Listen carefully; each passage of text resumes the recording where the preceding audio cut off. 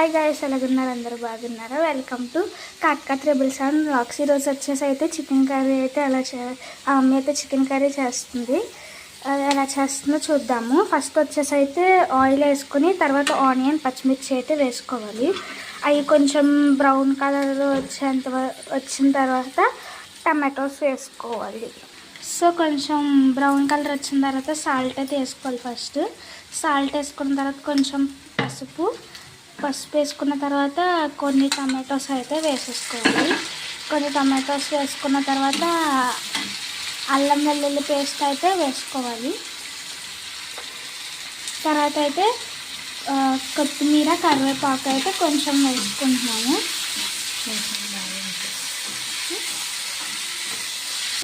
So onions tomatoes అయితే మగ్గిపోయినాయి. So ఇప్పుడు వచ్చేసి అయితే మ్యారినేట్ చేసి పెట్టుకున్న చికెన్ అయితే వేసేసుకున్నాము. సో వేసుకున్న తర్వాత మూత అయితే ఒకసారి బాగా కలుపుకోవాలి. కలుపుకున్న తర్వాత సిమ్లో పెట్టుకొని మూత అయితే క్లోజ్ చేసుకొని ఉంచుకోవాలి అదంతా వేగే వరకు. సో 5 minutes అయితే అయ్యింది. ఇప్పుడైతే ఒకసారి అయితే లిడ్ అయితే ఓపెన్ చేసుకొని ఒకసారి కలుపుకోండి. కలుపుకున్న తర్వాత కారం అయితే వేసుకోండి. సరిపడా కారం అయితే వేసుకోండి.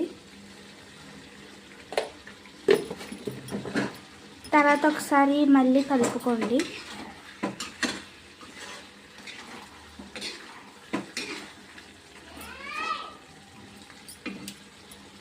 మీకు కొంచెం లిక్విడ్ ఫామ్గా కావాలంటే వాటర్ అయితే పోసుకోండి.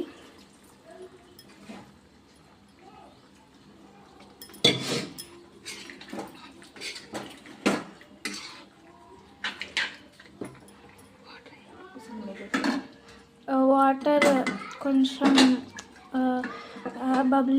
బాయిలింగ్ అయ్యేంత వరకు సిమ్లో పెట్టుకోండి మూత పెట్టుకొని.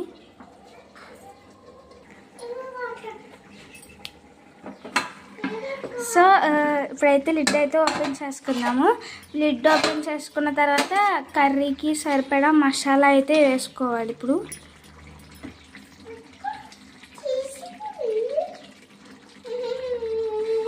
చూడండి, మాకైతే 2 స్పూన్స్ అయితే సరిపోయింది. మీకు ఎన్ని స్పూన్స్ సరిపోతే అంత మసాలా అయితే వేసుకొని ఒకసారి కలుపుకోవాలి. కలుపుకొని హై ఫ్లేమ్లో పెట్టుకొని కొంచెం 5 minutes ఉడికించాలి. ఉడికించిన తర్వాత కొత్తిమీర వేసుకుంటే మనకు కర్రీ